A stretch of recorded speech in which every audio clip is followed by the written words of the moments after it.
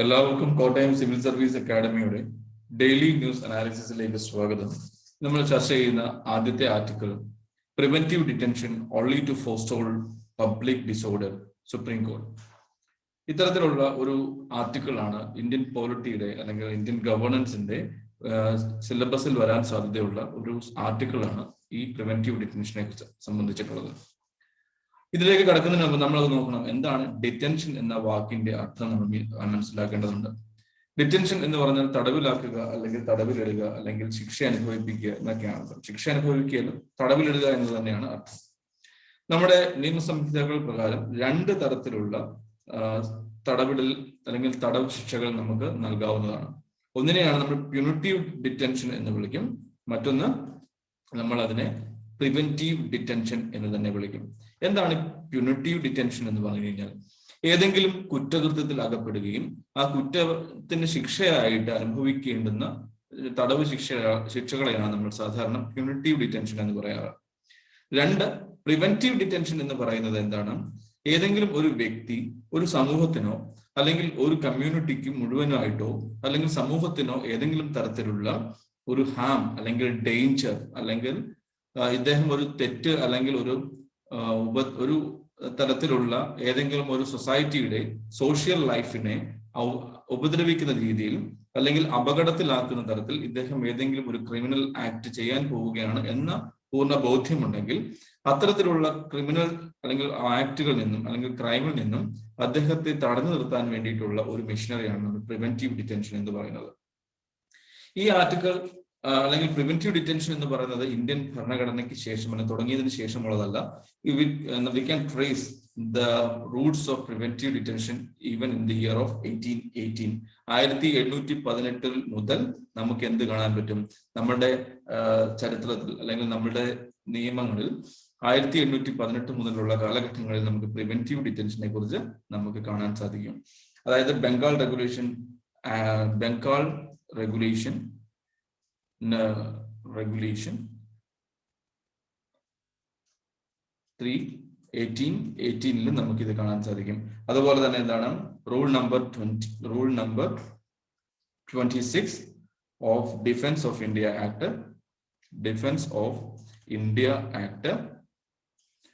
1939. ഈ ഇന്ത്യൻ സ്വാതന്ത്ര്യത്തിന് മുൻപ് അല്ലെങ്കിൽ ഭരണഘടന തുടങ്ങുന്നതിന് മുൻപും അല്ലെങ്കിൽ നമുക്ക് എന്ത് കാണാൻ സാധിക്കും? നമ്മൾക്ക് പ്രിവെന്റീവ് ഡിറ്റൻഷൻ എന്നൊരു സാഹചര്യത്തെ നമ്മുടെ ചരിത്രത്തിൽ കാണാൻ സാധിക്കും. ബംഗാൾ റെഗുലേഷൻ 1818, അതുപോലെ rule number 26 of defence of India act 1939. ഇതൊരു വാർ ടൈം ലെജിസ്ലേഷൻ ആണ്. സെക്കൻഡ് വേൾഡ് വാർ സമയത്ത് നമ്മൾ കൊണ്ടുവന്നിട്ടുള്ള ഒരു നിയമമാണ് rule number 26 of defence of India act 1939 എന്ന റൂൾ. അതുപോലെ തന്നെ നമുക്കറിയാം, ഇതൊക്കെ ഒരു പ്രിലിമിനറിയുടെ അല്ലെങ്കിൽ പ്രിലിംസിന്റെ ബേസിൽ അല്ലെങ്കിൽ പ്രിലിംസിന്റെ ക്വസ്റ്റ്യൻ ആയിട്ട് ചോദിക്കാൻ സാധ്യതയുള്ള ഒന്നാണ് ഈ പ്രിവെന്റീവ് ഡിറ്റൻഷനെ സംബന്ധിച്ചിട്ടുള്ള ഇത്തരത്തിലുള്ള ചോദ്യങ്ങൾ. ഇതൊരു പ്രിലിംസിന്റേതാണെന്ന് ചിന്തിക്കാം. അതുപോലെ തന്നെ രണ്ടാമത്തെ ഒരു കാര്യം നമുക്ക് മനസ്സിലാക്കേണ്ടത്, നമ്മൾ ഈ schedule 7 list 1 union list, state list മുതലായിട്ടുള്ള ലിസ്റ്റുകളിൽ നമ്മൾ എന്ത് ഉൾപ്പെടുത്തിയിട്ടുണ്ട്? പ്രിവെന്റീവ് ഡിറ്റൻഷനെ സംബന്ധിച്ചിട്ടുള്ള വിവരങ്ങൾ ഉൾപ്പെടുത്തിയിട്ടുണ്ട്. അതായത് യൂണിയൻ ലിസ്റ്റിൽ എന്താണ്? യൂണിയൻ ലിസ്റ്റിൽ സെൻട്രൽ ഗവൺമെന്റ് നിർമ്മിക്കാവുന്ന നിയമങ്ങളുണ്ട്. എന്തിനു വേണ്ടിയിട്ട്?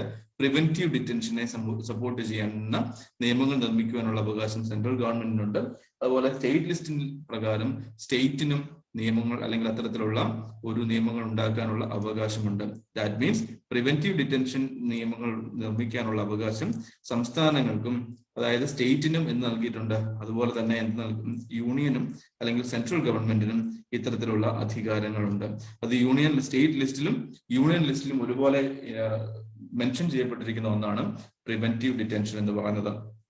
യൂണിയൻ ലിസ്റ്റിൽ സെൻട്രൽ ഗവൺമെന്റിന് നിർമ്മിക്കാൻ പറ്റുന്നത് ഡിഫൻസിന് വേണ്ടിയിട്ട്. അതുപോലെ തന്നെ നമ്മൾ രണ്ടാമത് നോക്കുവാണെങ്കിൽ നമ്മുടെ ഫോറിൻ അഫയേഴ്സ്, ഫോറിൻ റിലേഷൻസ്, അതുപോലെ തന്നെ മറ്റൊരു മൂന്നാമത്തെ മേഖലയിൽ നമുക്ക് നോക്കുവാണെങ്കിൽ മനസ്സിലാകും സെക്യൂരിറ്റി ഓഫ് ഇന്ത്യ, രാജ്യസുരക്ഷയെ സംബന്ധിക്കുന്ന സാഹചര്യങ്ങളും എന്ത് ചെയ്യാം? അത്തരത്തിൽ രാജ്യത്തിന് പ്രിവെന്റീവ് ഡിറ്റൻഷൻ നിയമങ്ങൾ ഉണ്ടാക്കുവാനുള്ള അവകാശമുണ്ട്. അതുപോലെ സ്റ്റേറ്റിനും ചില അവകാശങ്ങളുണ്ട്. സ്റ്റേറ്റിൽ ഒന്നാമത്തെ അവകാശമാണ് maintenance of public order. Public order പ്രോപ്പറായിട്ട് കൊണ്ടുപോകുവാൻ സംസ്ഥാനങ്ങൾക്ക് നിയമനിർമ്മാണത്തിനുള്ള അധികാരമുണ്ട്. അതുപോലെ തന്നെ സ്റ്റേറ്റിന്റെ സെക്യൂരിറ്റിയും ഒരു പ്രധാന ഘടകമാണ്. മൂന്നാമത് maintenance of essential services as well. Maintenance of essential services, ഇതൊരു കാര്യമായിട്ട് ചിന്തിക്കണം. പലപ്പോഴും എന്താണ് ഇതൊരു ഓവർലാപ്പ് ചെയ്ത് ചോദിക്കാൻ സാധ്യതയുണ്ട്. അതുകൊണ്ട് തന്നെ എന്താണ് ഇത് ഒന്ന് എസെൻഷ്യൽ സർവീസിന്റെ മെയിൻ്റനൻസിന് വേണ്ടിയും സംസ്ഥാനങ്ങൾക്ക് എന്ത് ചെയ്യാം, പ്രിവെന്റീവ് ഡിറ്റൻഷൻ നിയമങ്ങൾ കൊണ്ടുവരാൻ സാധിക്കും. ഈ ഒരു ആർട്ടിക്കിളിന്റെ പ്രധാനപ്പെട്ട കാരണം എന്താണെന്ന് വെച്ച് കഴിഞ്ഞാൽ, ഒരു വ്യക്തി ഇൻ തെലങ്കാന അദ്ദേഹത്തിനെ സ്റ്റേറ്റ് ജയിലിൽ അടക്കുകയുണ്ടായി on the charges of cheating എന്ന ഒരു ചാർജിൽ അദ്ദേഹത്തെ ജയിലിൽ അടക്കുകയുണ്ടായി. എന്നാൽ അദ്ദേഹം പിൽക്കാലത്ത് ജയിൽ മോചിതനാവുകയോ അല്ലെങ്കിൽ ജാമ്യം ലഭ്യമായ സമയത്ത് സ്റ്റേറ്റ് ഗവൺമെന്റ് അല്ലെങ്കിൽ തെലങ്കാന ഗവൺമെന്റ് അദ്ദേഹം വീണ്ടും ചീറ്റിംഗ് ചെയ്യാൻ സാധ്യതയുണ്ട്, കൂടുതൽ ആളുകൾ പറ്റിക്കപ്പെടാൻ സാധ്യതയുണ്ട്. അതുകൊണ്ട് എന്ത് ചെയ്യണം, അദ്ദേഹത്തിനെ ആ ഒരു സാഹചര്യത്തിൽ നിന്നും ഒഴിവാക്കാൻ വേണ്ടിയിട്ട്, കൂടുതൽ ആളുകളുടെ സൊസൈറ്റിയുടെ സംരക്ഷണത്തെ ഉയർത്തിപ്പിടിക്കാൻ വേണ്ടിയിട്ട് we will have to stop his public interferences, so that the Telangana government decided to keep him in custody, അല്ലെങ്കിൽ keep him under ഡിറ്റൻഷൻ. ഇത്തരത്തിലുള്ള ഒരു സാഹചര്യത്തിലേക്ക് സ്റ്റേറ്റ് ഗവൺമെന്റ് കൊണ്ടുപോയി. അതായത് ജഡ്ജ്മെന്റ് കെയിം, അതായത് അതിന്റെ അടിസ്ഥാനപരമായിട്ട് the preventive detention under the Telangana prevention of dangerous activities act, ഈ ഒരു നിയമത്തിന്റെ പിൻബലത്തോടു കൂടിയാണ് തെലങ്കാന ഗവൺമെന്റ് അദ്ദേഹത്തെ അറസ്റ്റ് ചെയ്ത് ജയിലിലിട്ടത് on the charges of to prevent him from cheating the people or society. അപ്പൊ അതിനെ ചലഞ്ച് ചെയ്തുകൊണ്ട് അദ്ദേഹത്തിന്റെ വൈഫ് കോടതിയിൽ എത്തുകയും ചെയ്തു. പത്രത്തിലുള്ള ഒരു സാഹചര്യത്തിലേക്കുള്ള ഒരു പ്യൂർ കട്ട് ജഡ്ജ്മെന്റ് ആണ് ഈ ഒരു ആർട്ടിക്കിളിന്റെ അടിസ്ഥാന കാരണം എന്ന് പറയുന്നത്. ഒന്നുകൂടി പറയാം, ഒരു വ്യക്തി തെലങ്കാനയിൽ അദ്ദേഹം ചീറ്റിംഗ് കേസിൽ പ്രതിയാക്കപ്പെടുകയും അദ്ദേഹം ശിക്ഷ അനുഭവിക്കുകയും അദ്ദേഹത്തിന് ജാമ്യം നൽകി കോടതികൾ പുറത്തേക്ക് വിടുകയും ചെയ്തു. എന്നാൽ അദ്ദേഹത്തിന്റെ ജാമ്യം റദ്ദാക്കുന്നതിന് വേണ്ടിയിട്ട് ഹയർ കോടതിയെ സ്റ്റേറ്റ് സമീപിക്കുന്നതിന് പകരം അവർ പുതിയൊരു സാഹചര്യത്തിൽ അദ്ദേഹത്തെ ഇനിയും പുറത്തേക്ക് വിട്ടാൽ അദ്ദേഹം ഇനിയും ആളുകളെ ചീറ്റ് ചെയ്യാൻ സാധ്യതയുണ്ട്. അതുകൊണ്ട് എന്ത് ചെയ്യണം, അദ്ദേഹത്തെ പ്രിവെന്റീവ് ഡിറ്റൻഷനിൽ വയ്ക്കുവാൻ തീരുമാനമാക്കുന്നു ആര്, തെലങ്കാന സ്റ്റേറ്റ്. ആ തീരുമാനത്തിനെയാണ് അദ്ദേഹത്തിന്റെ ഭാര്യ ചലഞ്ച് ചെയ്യുകയും സുപ്രീം കോടതി ഈ ഒരു നിയമം അല്ലെങ്കിൽ ഈ ഒരു ജഡ്ജ്മെന്റ് നൽകുകയും ചെയ്തു. ഇതിനകത്ത് ക്ലിയർ ആയിട്ട് സുപ്രീം കോടതി പറഞ്ഞിരിക്കുന്ന പ്രിവെന്റീവ് ഡിറ്റൻഷൻ എന്താണ് എന്നതിനെ കുറിച്ചിട്ടുള്ള ഒരു ഡെഫിനിഷൻ ആണ് ഈ ഒരു ഭാഗത്ത് പറഞ്ഞിരിക്കുന്നത്. Preventive detention is a necessary evil only to prevent public disorder. The court must ensure that the facts brought before it directly or inevitably lead to a harm, danger or alarm or the general public or any section thereof at large. ഇത് ഏതെങ്കിലും തരത്തിൽ ഒരു സൊസൈറ്റിയെ, ഒരു സമൂഹത്തിനെ, ഒരു കമ്മ്യൂണിറ്റിയെ മുഴുവനുമായി ബാധിക്കുന്ന ഏതെങ്കിലും അപകടകരമായിട്ടുള്ള സാഹചര്യത്തിൽ ഒരു ഡേഞ്ചർ കൊണ്ടുവരാൻ സാധ്യതയുള്ള ഒരാളാണെങ്കിൽ, ഏതെങ്കിലും ഒരു അപകടം ക്രിയേറ്റ് ചെയ്യാൻ സാധിക്കുന്ന ഒരാളാണെങ്കിൽ മാത്രമാണ്, അല്ലെങ്കിൽ അത്തരത്തിൽ പൂർണ്ണ ബോധ്യമുള്ളപ്പോൾ മാത്രമാണ് എന്ത് ഉപയോഗിക്കേണ്ടത്, പ്രിവെന്റീവ് ഡിറ്റൻഷൻ ഉപയോഗിക്കേണ്ടത് എന്നതായിരുന്നു ഒന്നാമത്തെ സാഹചര്യം എന്ന് പറയുന്നത്. The state should not arbitrarily resort to preventive detention to deal with all and sundry law and order problem which could be dealt with by the ordinary laws of the country. ഇത് state എന്ത് ചെയ്യാൻ പാടില്ല, state should not act swiftly to charge with the preventive detention or should not award the preventive detention to its people, അല്ലെങ്കിൽ it should be treated as the last resort എന്നാണ് supreme കോടതി ആവശ്യപ്പെട്ടിരിക്കുന്ന ഏറ്റവും വലിയ നയം എന്ന് പറയുന്നത്. അതായത് ഒരു വ്യക്തിയുടെ, ഇതിന്റെ കാരണമായിട്ട് പറയുന്നത് എന്താണ്, 1947 സ്വാതന്ത്ര്യം നൽകുന്നത് ഒരു വ്യക്തിക്ക് മാത്രമല്ല, ഒരു സമൂഹത്തിന് മാത്രമല്ല, അയാളുടെ വ്യക്തി സ്വാതന്ത്ര്യത്തിനും കൂടി ഉള്ള ഒരു പോയിന്റ് ആയിട്ടാണ് നമ്മളുടെ സ്വാതന്ത്ര്യം നിർവചിക്കപ്പെടുന്നത്. അതുകൊണ്ട് തന്നെ എന്താണ്, ഓരോ വ്യക്തിയുടെയും അവകാശത്തിന്റെ ഭാഗമാണ് ഈ ലിബർട്ടി എന്ന് പറയുന്നത്. അതുകൊണ്ട് തന്നെ എന്താണ്, ഇത്തരത്തിലുള്ള ഒരു ഫൗണ്ടിങ് ഫാദേഴ്സ് ഓഫ് കോൺസ്റ്റിറ്റ്യൂഷന്റെ നിർമ്മാതാക്കൾ they also a part of freedom movement and they want the freedom and they they made it happen to every individual of this country to enjoy the fruits of liberty. അതിനെ ആ ഒരു സാഹചര്യം നിൽക്കുന്നത് കൊണ്ട് we should not bypass the system of the judiciary, so that we will have to do something. We will have to provide a pure cut liberty for its citizen. അതുകൊണ്ട് തന്നെ എന്ത് ചെയ്യണം? We should not utilize the provisions of preventive detention to detain its citizen. അതുകൊണ്ട് തന്നെ എന്ത് ചെയ്യണം? നമ്മൾ എന്ത് ചെയ്യാൻ പാടില്ല? ഈ ഒരു നാരോ പാസേജിൽ നിന്നും ഒരു ബ്രോഡ് പാസേജിലേക്ക് പ്രിവെന്റീവ് ഡിറ്റൻഷനെ ഉപയോഗിക്കണം. അതുപോലെ തന്നെ എന്താണ്, ഒരു ലാസ്റ്റ് റിസോർട്ട് ആയിട്ട് മാത്രമാണ് എന്തിനെ ഉപയോഗിക്കാൻ പാടുള്ളൂ? പ്രിവെന്റീവ് ഡിറ്റൻഷനെ ഉപയോഗിക്കാൻ പാടുള്ളൂ.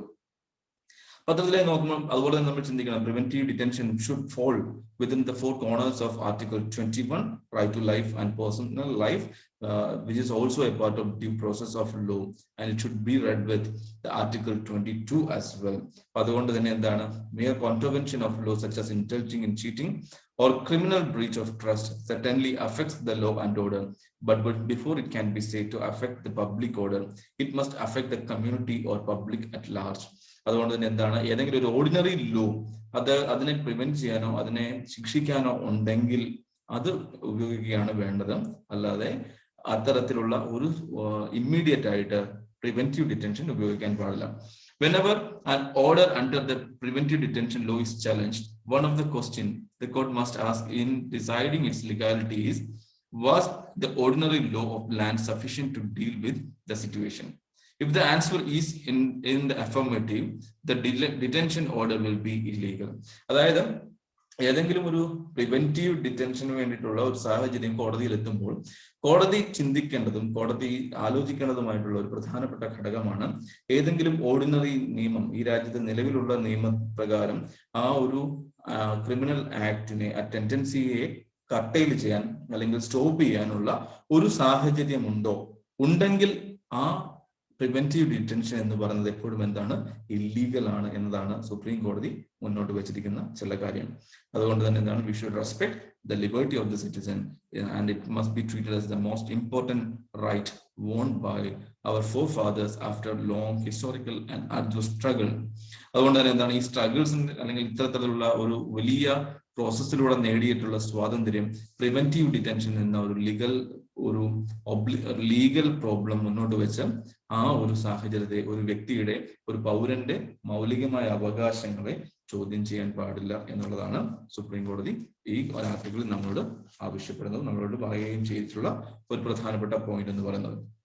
അടുത്തത്, over 58,000 rescued from child labor. എന്താണ് ഈ ചൈൽഡ് ലേബർ എന്ന് നമുക്ക് നോക്കാം. നമുക്കറിയാം article 24 of constitution of India,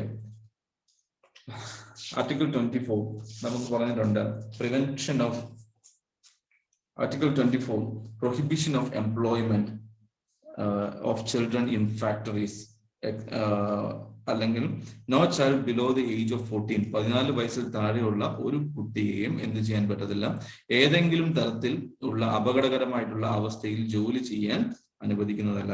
അല്ലെങ്കിൽ ഏതെങ്കിലും തരത്തിലുള്ള കുട്ടികൾക്ക്, 14 വയസ്സിൽ താഴെയുള്ള കുട്ടികൾക്ക് ഏറ്റവും താഴെ അല്ലെങ്കിൽ ഏറ്റവും അസാഡസ് ആയിട്ടുള്ള എംപ്ലോയ്മെന്റുകളിൽ ഏർപ്പെടാനുള്ള അവകാശമില്ല. That means we are protecting our children. നമുക്കറിയാം പലപ്പോഴും നമ്മുടെ നോർത്ത് ഈസ്റ്റേൺ സ്റ്റേറ്റുകളിൽ പലപ്പോഴും കോൾ എക്സ്ട്രാക്ഷന് വേണ്ടി, കോൾ മൈനിങ്ങിന് വേണ്ടി റാറ്റ് ഹോളുകളിൽ പലപ്പോഴും എന്താണ് ഉപയോഗിക്കുക, 14 വയസ്സ് താഴെയുള്ള കുഞ്ഞുങ്ങളെയാണ് ഉപയോഗിക്കുകയും അതല്ലാതെ അപകടം സംഭവിക്കുകയും ചെയ്യാറുണ്ട്. പത്രത്തിലുള്ള ഒരു സാഹചര്യം ഒഴിവാക്കാൻ വേണ്ടിയിട്ട് നമ്മളുടെ മുൻപിൽ ഒരു രണ്ട് പ്രധാനപ്പെട്ട ഘടകങ്ങളാണുള്ളത്. ഒന്ന് ആർട്ടിക്കിൾ 24, രണ്ട് the child labour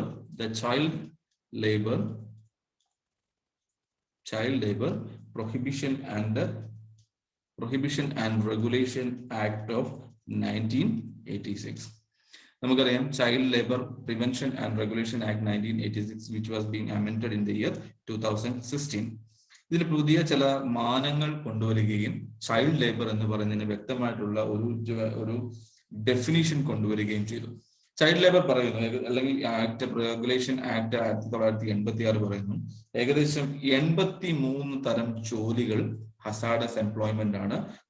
students or the children below the age of 14 should not be in these categories. But in this case of 2016 regulation or അമെൻമെന്റ് ഇത്തരത്തിലുള്ള ഒരു ചെറിയ ഒരു മാറ്റങ്ങൾ നമ്മൾ ചൈൽഡ് ലേബറിന്റെ സാഹചര്യത്തിൽ കൊണ്ടുവന്നിട്ടുണ്ട്.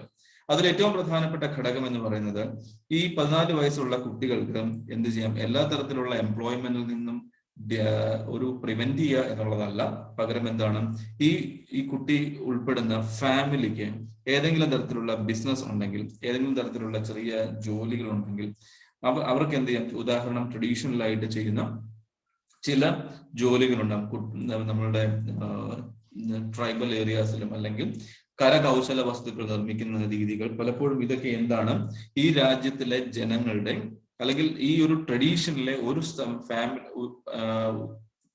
മുൻഗാമികളിൽ നിന്നും പിൻഗാമികളിലേക്ക് വൈമാറ്റം ചെയ്യപ്പെടുന്ന ഒരു രീതിയാണ് നമ്മൾ കാണുന്നത്. അതായത് പേരൻസിന് കരകൗശല വസ്തു നിർമ്മാണങ്ങൾ ഉണ്ടെങ്കിൽ അത് കുട്ടികൾക്ക് പഠിക്കാനുള്ള ഒരു അവസരമായിട്ടാണ് ഈ ഒരു സാഹചര്യം വരുന്നത്. അപ്പൊ അത്തരത്തിൽ പഠിക്കാതെ പോയിട്ടുണ്ടെങ്കിൽ നമ്മുടെ രാജ്യത്തിന്റെ ഹെറിറ്റേജ് നഷ്ടപ്പെട്ടേക്കാം എന്ന ഒരു തീരുമാനങ്ങളിൽ നിന്നാണ് ഇത്തരത്തിലുള്ള ഒരു സാഹചര്യം നിലവിൽ വന്നത്. അപ്പൊ ഈ ഫാമിലിയുടെ ആയിട്ടുള്ള ജോലികൾ അല്ലെങ്കിൽ ഫാമിലി ബിസിനസ്സുകളിൽ ഈ കുട്ടികൾക്ക് എന്ത് ചെയ്യാം, ഇൻവോൾവ് ചെയ്യാം. But it should not compromise school time. School drop ഔട്ടുകളോ അല്ലെങ്കിൽ സ്കൂൾ ടൈമിനെ കോംപ്രമൈസ് ചെയ്യാത്ത രീതികളിൽ വേണം എന്ത് ചെയ്യാൻ, ഇത്തരത്തിലുള്ള ജോലികളിൽ ഏർപ്പെടാൻ എന്നതാണ് ഏറ്റവും പ്രധാനപ്പെട്ട ഒരു ഘടകമായിട്ട് പറയുന്നത്. അതുപോലെ തന്നെ എന്താണ്, ഈ ഏതെങ്കിലും തരത്തിലുള്ള ഇതിനൊപ്പം തന്നെ ആഡ് ചെയ്ത മറ്റൊരു പ്രോഗ്രാം, ഒരു കാറ്റഗറി ഓഫ് ചിൽഡ്രൻ ആണ് അഡോളസെന്റ് ഏജ് എന്ന് പറയുന്നത്. അഡോളസെന്റ് ഏജ് എന്ന് പറയുമ്പോൾ ഈ കുട്ടികൾക്ക് എന്ത് ചെയ്യാം, they can work in not in hazardous employment. They can support their family with your job, with simple jobs, and it should not compromise their educational time as well. ഇത്തരത്തിലുള്ള ഒരു സാഹചര്യം വരുമ്പോഴത്തേക്ക് ഈ ഏതെങ്കിലും തരത്തിൽ കുട്ടികളെ ഈ ജോലികൾക്ക് ഉപയോഗിക്കുന്നുണ്ടെങ്കിൽ അതിനെ ശിക്ഷാർഹമായിട്ടുള്ള തെറ്റായിട്ടാണ് ഈ 2016 നിയമം നമുക്ക് നിർവചിക്കുന്നത്. അപ്പൊ അതിനൊരു മാറ്റങ്ങൾ കൊണ്ടുവന്നിട്ടുള്ള ഏറ്റവും വലിയൊരു സാഹചര്യം എന്ന് വെച്ച് കഴിഞ്ഞാൽ, നമ്മൾക്ക് നേരത്തെ മുൻപുണ്ടായിരുന്ന ശിക്ഷാ നടപടികൾ എന്ന് പറയുന്നത് മാക്സിമം 3 മാസം മുതൽ 1 വർഷം വരെയുള്ള തടവ് ശിക്ഷയായിരുന്നു നൽകിയിരുന്നത് വയലേറ്റേഴ്സിന്. എന്നാൽ ഇപ്പോൾ എന്താണ്, 6 മാസം മുതൽ 2 വർഷം വരെയാണ് ഇതിനുള്ള തടവ് ശിക്ഷ നടപ്പിലാക്കുക. അതുപോലെ തന്നെ എന്താണ്, 20,000 തൊടുന്നുള്ള ഇംപ്രൂവ് ഫൈൻ എന്ന് പറയുന്നത് 50,000 രൂപയിലേക്ക് ഉയർത്തുകയും ചെയ്തിട്ടുണ്ട്. അതുപോലെ തന്നെ എന്താണ്, ഏതെങ്കിലും തരത്തിലുള്ള റിപ്പീറ്റ് ഒഫൻഡേഴ്സ്, വീണ്ടും ഇതേ കുറ്റകൃത്യം ചെയ്യുന്ന ആൾക്കാർക്ക് നേരത്തെ കൊടുത്തിരുന്ന ശിക്ഷ എന്ന് പറയുന്നത് 6 മാസം മുതൽ 2 വർഷം വരെയായിരുന്നു. എന്നാൽ ഇപ്പോൾ ഈ റിപ്പീറ്റഡ് ഒഫൻഡേഴ്സിന് എന്താണ്, ഈ 1 വർഷം മുതൽ 3 വർഷം വരെയാണ് ഈ തരത്തിലുള്ള ഒരു ശിക്ഷ റിപ്പീറ്റ് ഒഫൻഡേഴ്സിന് കിട്ടാവുന്ന ജയിൽ ടേം എന്ന് പറയുന്നത്. ഇതുപോലെ തന്നെ മറ്റൊരു രീതിയിൽ നമ്മൾ ചിന്തിക്കേണ്ടതുണ്ട്. ഈ വയലേറ്റേഴ്സ് എന്ന് പറയുന്നത് ഇദ്ദേഹത്തിന്റെ ഫാമിലി മെമ്പേഴ്സ് തന്നെയാണെങ്കിൽ, പേരൻസ് ആണെങ്കിൽ അവർക്ക് എങ്ങനെയാണ് ശിക്ഷ നൽകുക? അപ്പൊ അവർക്ക് ഈ ജയിൽ ശിക്ഷ നടപ്പിലാക്കിയാൽ എന്താണ് സംഭവിക്കുക? ഈ ജയിൽ ശിക്ഷ നടപ്പിലാക്കിയാൽ ഈ കുട്ടികളുടെ ജീവിതം വീണ്ടും ദുസ്സഹമാവുകയും അവരുടെ ജീവിതത്തിൽ പലപ്പോഴും ട്രാഫിക്കിംഗ്, സെക്ഷൽ ഹരാസ്മെന്റ് ഒക്കെ സംഭവിക്കാൻ സാധ്യതയുള്ള ഒരു മാനവികതയിൽ ഊന്നിയിട്ടുള്ള ഒരു നിയമനിർമ്മാണമാണ് ഇവിടെ നടത്തിയിരിക്കുന്നത്. ഇപ്പൊ പേരൻസ് ആണ് ഒഫൻഡേഴ്സ് എങ്കിൽ ഇവർക്ക് എന്തായിരിക്കും, ഒരു 10,000 രൂപ ഫൈൻ മാത്രമായിരിക്കും നൽകുക. എന്നാൽ എന്താണ്, ഈ ഫണ്ട് എങ്ങോട്ട് പോകും? ഇതിനു വേണ്ടിയിട്ട് ഈ പണം പൂർണ്ണമായിട്ട് ഉപയോഗിക്കുന്നത് ഒരു റീഹാബിലിറ്റേഷൻ ഫണ്ടിലേക്കായിരിക്കും ഉപയോഗിക്കപ്പെടുക.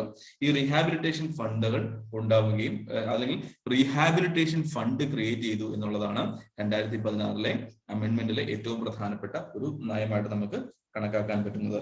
അതുപോലെ തന്നെ എന്താണ്, കൃത്യമായിട്ട് ജില്ലാ മജിസ്ട്രേറ്റുമാരെ, അതായത് ഡിസ്ട്രിക്ട് മജിസ്ട്രേറ്റുമാരെ ഇതിനു വേണ്ടിയിട്ടുള്ള നോഡൽ ഓഫീസറായി മാറ്റുകയും they will have to conduct the periodic examination in factories and work spaces as well. ഈ തരത്തിലുള്ള ജില്ലാ മജിസ്ട്രേറ്റുമാരെ എന്തിനു വേണ്ടി ഉപയോഗിച്ചിട്ടുണ്ട്? കുട്ടികൾ ജോലി ചെയ്യുന്നുണ്ടോ എന്ന് പരിശോധിക്കുവാനും അതിനെതിരെ നടപടികൾ എടുക്കുവാനും, കുട്ടികളെ ഉപയോഗിക്കുന്നുവെങ്കിൽ അതിനെതിരെ ശക്തമായ നടപടി എടുക്കുവാനും എന്ത് ചെയ്യാൻ ഉപയോഗിക്കണം? ഈ ഒരു ജില്ലാ മജിസ്ട്രേറ്റുമാരാണ് അതിനു വേണ്ടിയിട്ട് നിയോഗിക്കപ്പെട്ടിരിക്കുന്നത്. ഇതൊക്കെയാണ് ഈ ചൈൽഡ് ലേബറിനെ അനുസരിച്ചിട്ടുള്ള ഒരു മാറ്റമായിട്ട് നമുക്ക് മനസ്സിലാക്കാൻ പറ്റേണ്ടത്. ഇനി അടുത്തത് മലയാള മനോരമയിലെ ഒരു പ്രധാനപ്പെട്ട ഒരു വാർത്തയായിരുന്നു. ഇനി ഈ റൂപ്പി കാലം എന്ന ഒരു വാർത്തയുണ്ടായിരുന്നു. പണം ഡിജിറ്റൽ വൗച്ചറിലൂടെ ഗുണഭോക്താക്കളിലേക്ക് എന്ന ഒരു ടൈറ്റിലോട് കൂടിയാണ് ഈ ആർട്ടിക്കിൾ വന്നിരിക്കുന്നത്. ഇതിന്റെ പ്രത്യേകത എന്താണെന്ന് വെച്ച് കഴിഞ്ഞാൽ, ഉദാഹരണം വാക്സിനേഷൻ എടുക്കാൻ വേണ്ടിയിട്ട് എന്ത് ചെയ്യണം, ചില കമ്പനീസ് അല്ലെങ്കിൽ ഏതെങ്കിലും ഗവൺമെന്റ് സ്ഥാപനങ്ങൾ ചില ആളുകൾക്ക് പണം നൽകുന്നു എന്ന് വിചാരിക്കുക. ഒരു എക്സാമ്പിൾ മാത്രം പറയുകയാണ്. ജീവനക്കാർക്ക് വേണ്ടിയിട്ട് ഒരു പണം നൽകുന്നു എന്ന് വിചാരിക്കുക. ഒരു പേഴ്സൺ എക്ക് എന്ത് നൽകിയിട്ടുണ്ട്, 1000 രൂപ എന്ത് നൽകിയിട്ടുണ്ട്, പണമായി നൽകി എന്ന് വിചാരിക്കാം. ഈ എക്ക് എന്ത് ചെയ്യാം, he has n number of opportunities to spend it. പക്ഷെ അദ്ദേഹം എന്തിനും ഉപയോഗിക്കുന്നില്ല, ഈ ഒരു വാക്സിനേഷന് വേണ്ടി ഉപയോഗിക്കുന്നില്ല. പകരം ഈ പണം നൽകാതെ, അല്ലെങ്കിൽ ഇദ്ദേഹത്തിന്റെ ബാങ്ക് അക്കൗണ്ടിലേക്ക് നൽകാതെ, അല്ലെങ്കിൽ മുൻകൂറായി പണം നൽകാതെ എന്ത് ചെയ്യാം, ഈ ഒരു സാഹചര്യം, ഇതൊരു ലക്ഷ്യം നടപ്പിലാക്കാൻ വേണ്ടിയിട്ട് ഈ വ്യക്തിക്ക് ഈ പണം നൽകാൻ സാധിക്കും എന്നുള്ളതാണ് മറ്റൊരു പ്രത്യേകത എന്ന് പറയുന്നത്. ഇതിനു വേണ്ടി ഉപയോഗിക്കുന്നത് 2 രീതികളാണ്. ഒന്ന്, ഒരു ക്വിക്ക് റെസണൻസ് QR കോഡ് വഴി എന്ത് ചെയ്യാം, ഈ വൗച്ചർ നൽകാം. അല്ലെങ്കിൽ മെസ്സേജ് വഴിയും എന്ത് നൽകാം, ഈ തരത്തിലുള്ള ഒരു വൗച്ചറിന്റെ സാഹചര്യം നൽകാം. അതായത് ഇദ്ദേഹം എന്ത് ചെയ്യും, വാക്സിനേഷന് വേണ്ടിയിട്ട് XYZ എന്നൊരു ഹോസ്പിറ്റൽ എത്തി. XYZ എന്ന ഹോസ്പിറ്റലിൽ എത്തുമ്പോൾ എന്ത് ചെയ്യും, ഈ വാക്സിനേഷന് വേണ്ടിയിട്ട് ഇദ്ദേഹത്തിന്റെ ഫോണിൽ ഈ ഒരു ഇത് വെച്ചിട്ട് ക്വിക്ക് റെസണൻസ് കോഡ് വെച്ച് ഇദ്ദേഹം സ്കാൻ ചെയ്യുന്നു. ഇദ്ദേഹത്തിന്റെ ഈ വ്യക്തിയുടെ മൊബൈൽ ഫോണിലേക്ക് 6 അക്ക 6 നമ്പർ OTP വരുന്നു. OTP എവിടെ നൽകുന്നു, ഈ ഹോസ്പിറ്റലിൽ നൽകിയതിനു ശേഷം ഇദ്ദേഹത്തിന് വാക്സിനേഷൻ എടുക്കാവുന്നതാണ്. ദാറ്റ് മീൻസ് ഈ ഒരു ബെനിഫിറ്റിൽ ആർക്കാണ് ഡയറക്റ്റ് ട്രാൻസ്ഫർ ചെയ്യപ്പെടുക, വ്യക്തിക്കല്ല, പകരം ആ ഇൻസ്റ്റിറ്റ്യൂഷനിലേക്കാണ് ട്രാൻസ്ഫർ ചെയ്യപ്പെടുക. അതായത് ഇത്തരത്തിലുള്ള ഏതൊരു വെൽഫെയർ പ്രോജക്റ്റുകളെയും എന്ത് ചെയ്യാൻ സാധിക്കും, കൃത്യമായിട്ട് മോണിറ്റർ ചെയ്യാനും അത് കൃത്യമായിട്ട് നടപ്പിലാക്കുവാനും സാധിക്കും. അല്ലെങ്കിൽ പദ്ധതി പാഴായി പോകാതെ മുന്നോട്ട് കൊണ്ടുപോകുവാനും സർക്കാരിനെ അല്ലെങ്കിൽ വ്യക്തികളെ സഹായിക്കുന്നു എന്നുള്ളതാണ്. അതുകൊണ്ട് തന്നെ ഇതെന്താണ്, ഡയറക്റ്റ് ബെനിഫിറ്റ് ട്രാൻസ്ഫറിനെ വളരെ ശക്തമായി സഹായിക്കുന്ന ഒരു നിലപാടാണ് ഈ ഒരു സാധ്യത എന്ന് പറയുന്നത്. ഫോണിൽ ലഭിക്കുന്ന ഇലക്ട്രോണിക് വൗച്ചറിൽ നിശ്ചിത ആവശ്യങ്ങൾക്ക് ഇടപാട് നടത്താവുന്ന ഈ റൂപ്പി സേവനം തുടങ്ങി സർക്കാർ സഹായം ഗുണഭോക്താക്കളുടെ ബാങ്ക് അക്കൗണ്ടിലേക്ക് നേരിട്ടെത്തുന്ന ഡയറക്റ്റ് ബെനിഫിറ്റ് പദ്ധതിയെ കൂടുതൽ ശക്തിപ്പെടുത്താനാണ് ഈ റൂപ്പി സേവനം എന്ന് പ്രധാനമന്ത്രി നരേന്ദ്രമോദി പറഞ്ഞു. ഈ ഒരു ടാഗിലൂടെ തന്നെയാണ് ഈ ആർട്ടിക്കിൾ തുടങ്ങുന്നത്. ഇത് എങ്ങനെയാണ് ചെയ്യുന്നത് എന്ന് പറയാം. സർക്കാർ ഏജൻസികൾക്കോ കോർപ്പറേറ്റുകൾക്കോ പദ്ധതിയിൽ ഉൾപ്പെട്ട ബാങ്കുകളെ സമീപിച്ച് നിശ്ചിത ഗുണഭോക്താക്കൾക്ക് നിശ്ചിത തുകയുടെ വൗച്ചർ ഇഷ്യൂ ചെയ്യാം. ഗുണഭോക്താക്കളുടെ ഫോണിൽ QR കോഡായോ SMS ആയോ വൗച്ചർ ലഭിക്കും. ഒന്നാമത്തെ പോയിന്റ്. പേയ്മെന്റ് നടത്തേണ്ട സ്ഥലത്ത് QR കോഡ് ഇല്ല എങ്കിൽ SMS-ലുള്ള സ്ട്രിംഗ് വാല്യൂ കാണിക്കുക അവർ ഫോൺ ഉപയോഗിച്ച് സ്കാൻ ചെയ്യും. സ്കാൻ ചെയ്യുമ്പോൾ ഗുണഭോക്താവിന്റെ ഫോണിൽ എത്തുന്ന 6 അക്ക ഓതന്റിക്കേഷൻ കോഡ് OTP കൗണ്ടറിൽ അവർക്ക് പറഞ്ഞു കൊടുക്കണം. കൗണ്ടർ വൗച്ചർ വെരിഫിക്കേഷൻ പൂർത്തിയാക്കുകയും പേയ്മെന്റ് നടക്കുകയും ചെയ്യും. ബാങ്ക് അക്കൗണ്ടോ കറൻസി ഓൺലൈൻ ബാങ്കിങ് സേവനമോ എന്നിവയുടെ ആവശ്യമില്ല. പ്രിന്റഡ് അല്ലെങ്കിൽ കാർഡ് രൂപത്തിലുള്ള വൗച്ചറിന്റെ ആവശ്യമില്ല. OTP വേണ്ടതിനാൽ ഒരാളുടെ കോഡ് മറ്റൊരാൾക്ക് ഉപയോഗിക്കാൻ കഴിയില്ല. ഇടപാട് നടക്കുമ്പോൾ വ്യക്തിഗത വിവരങ്ങളൊന്നും കൈമാറേണ്ട ആവശ്യമില്ല. ദാറ്റ് മീൻസ് ഒരു ഡേറ്റ പ്രൈവസി ഇവിടെയുണ്ട്. അതുപോലെ തന്നെ എന്താണ്, ഇത് ട്രാൻസ്ഫറബിൾ അല്ല. അതുപോലെ തന്നെ എന്താണ്, പ്രിന്റഡ് രൂപത്തിലുള്ള ഒരു കാർഡിന്റെയും ആവശ്യവും വരുന്നില്ല. അതുപോലെ കറൻസിയോ ഓൺലൈൻ ബാങ്കിങ് സേവനമോ ഒന്നുമില്ല എങ്കിൽ പോലും ഈവൻ ഇന്റർനെറ്റ് ഫെസിലിറ്റി മാത്രം ബേസിക് വേണ്ട ഒരു വ്യക്തി ഉണ്ടെങ്കിലും ഇല്ലെങ്കിലും ഉപയോഗിക്കാവുന്ന ഒരു പ്രൊവിഷനാണ് ഈ റുപ്പി എന്ന് പറയുന്നത്. വ്യക്തികൾ തമ്മിലുള്ള ഇടപാടിനല്ല ഈ റുപ്പി. നിശ്ചിത ആവശ്യത്തിനായി തയ്യാറാക്കുന്ന വൗച്ചറുകൾ ആ സ്ഥാപനങ്ങളിൽ മാത്രമേ ഉപയോഗിക്കാൻ കഴിയൂ. അതുകൊണ്ട് തന്നെ എന്താണ്, ഒരു GPay പോലെയുള്ള ഒരു സാഹചര്യമല്ല ഇവിടുത്തെ ഈ റുപ്പി എന്ന് പറയുന്നത്. പലപ്പോഴും എന്താണ്, ഇതൊരു നിശ്ചിത ആവശ്യങ്ങൾക്ക് വേണ്ടി ആവശ്യങ്ങൾക്ക് വേണ്ടി മാത്രം ഉപയോഗിക്കാൻ പറ്റുന്ന ഒരു സാഹചര്യമാണ് ഈ റുപ്പി എന്ന് പറയുന്നത്. ബാങ്ക് അക്കൗണ്ട് ഇല്ലാതെ ഇടപാട് നടത്താൻ ഗുണഭോക്താവിന് വേണ്ട സർക്കാരോ കോർപ്പറേറ്റ് ബാങ്കുകൾ മുഖേന നൽകുന്ന വൗച്ചറാണ്. ഇത് കൗണ്ടറിൽ കാണിക്കുന്നതിന് അക്കൗണ്ടോ വ്യക്തിഗത രജിസ്ട്രേഷനോ ആവശ്യമില്ല. സ്മാർട്ട് ഫോൺ അല്ലെങ്കിൽ SMS കോഡ് സ്ട്രിംഗ് രൂപത്തിലായിരിക്കും സംവിധാനം. അതും സ്കാൻ ചെയ്യാനുള്ള സംവിധാനം അവർക്കുണ്ടാവും. ഒരു തവണ മാത്രമാണ് ഒരു വൗച്ചർ ഉപയോഗിക്കുക. നിലവിൽ 10,000 രൂപ വരെയാണ് മാക്സിമം വൗച്ചർ നൽകുന്നത്. SBI, union bank of India, Punjab national bank, bank of Baroda, Canara bank, axis bank, HDFC bank, ICICI bank, IndusInd bank, Kotak bank തുടങ്ങിയ ബാങ്കുകൾ മാത്രമാണ് ഇപ്പോൾ ഈ റുപ്പി സേവനം നമ്മൾക്ക് നൽകുന്നത്. ഇത് പ്രിലിമിനറിക്ക് ചോദിക്കാൻ സാധ്യതയുള്ള ചോദ്യങ്ങളായതുകൊണ്ട് ഒന്ന് ശ്രദ്ധിക്കുക. അടുത്ത കാർഡുകളുടെ അപ്പൂപ്പൻ മിയാവാക്കി. ഇത് മലയാള മനോരമയുടെ ഒരു ആർട്ടിക്കിളാണ്. ഇതും ചിലപ്പോൾ PSCക്കോ അല്ലെങ്കിൽ IBPS പോലുള്ള പരീക്ഷകൾക്കും ചിലപ്പോൾ ചോദിക്കാൻ സാധ്യതയുള്ള പോയിന്റ് ആണ് ഈ മിയാവാക്കി എന്ന് പറയുന്നത്. ഇദ്ദേഹം എന്തുമായിട്ടാണ് ബന്ധപ്പെട്ടിരിക്കുന്നത്? ഇദ്ദേഹം ബന്ധപ്പെട്ടിരിക്കുന്നത് പരിസ്ഥിതി സസ്യശാസ്ത്രത്തിലാണ് ഇദ്ദേഹം പ്രവർത്തിച്ചിരിക്കുന്നത്. ഇദ്ദേഹത്തിന്റെ മോഡലിലാണ് പലപ്പോഴും കാടിനെ വളർത്തിയെടുക്കാൻ, നാച്ചുറലായിട്ട് വനം വളർത്തിയെടുക്കുക എന്ന ഒരു ഐഡിയ ആണ് അദ്ദേഹം മുന്നോട്ട് വെച്ചിരുന്നത്. 1992 ഗ്ലോബൽ സമ്മിറ്റിലാണ് ഇത് അവതരിപ്പിച്ചത്. 1994 പാരീസ് ജൈവവൈവിധ്യ കോൺഗ്രസ് മികച്ച പരിസ്ഥിതി മാതൃകയാക്കി ഇത് അംഗീകരിച്ചു. ജപ്പാനിലും മറ്റു രാജ്യങ്ങളുമായി 100 കണക്കിന് ചെറുകാടുകൾ സൃഷ്ടിക്കുന്നതിന് മിയാവാക്കി നേതൃത്വം നൽകി. മിയാവാക്കി കാടുകൾ എന്നാണ് ഇവയെ വിശേഷിക്കപ്പെടുന്നത്. 2018 തിരുവനന്തപുരത്താണ് കേരളത്തിൽ ആദ്യമായി നമ്മൾ മിയാവാക്കി വനത്തിന് തുടക്കമിട്ടത്. നമ്മൾ ആദ്യം തുടങ്ങിയത് എവിടെയാണ്? ഇന്ത്യയിൽ ആദ്യം തുടങ്ങിയത് മഹാരാഷ്ട്രയിലാണ്. അതിനുശേഷം കേരളത്തിൽ തിരുവനന്തപുരത്താണ് 2018 തുടങ്ങിയത്. ഇതൊക്കെയാണ് ഇന്നത്തെ പ്രധാനപ്പെട്ട ആർട്ടിക്കിൾ. ഇനി നമ്മൾ കുറച്ച് ക്വസ്റ്റ്യൻസ് ശ്രദ്ധിക്കാം. Consider the following statement. Under the preventive detention as enshrined under article 22, a person cannot be detained for more than 3 months. The grounds of detention should be communicated to the detainee.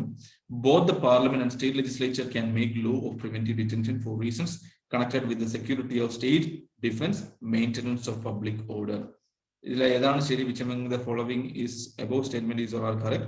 Option 1 and 2 only, option 2 and 3 only, 1 and 3 only, 1, 2 and 3. ഒന്ന്, Article 22 deals with the protection against arrest and detention in certain cases. The article is applicable to both citizen and non-citizen.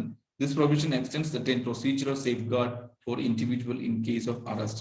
Under the preventive detention as enshrined under Article 22, a person cannot be detained for more than 3 months. Grounds of detention should communicated with the detainee. Both the parliament and the state legislature can make law. നമ്മൾ പറഞ്ഞു union ലിസ്റ്റിലും state ലിസ്റ്റിലും ഇതിനെ കുറിച്ചിട്ടുള്ള പരാമർശങ്ങളുണ്ട്. അതുകൊണ്ട് state ഗവൺമെന്റിനും പാർലമെന്റിനും എന്ത് ചെയ്യാം? they can make law. അതുപോലെ എന്താണ്? അദ്ദേഹത്തെ അറിയിക്കണം. അതുപോലെ 3 മാസം മാത്രമാണ് ഒരാളെ ഇതിൽ വേണ്ടിയിട്ട് പ്രിവെന്റീവ് ഡിറ്റൻഷൻ സാധിക്കത്തുള്ളൂ.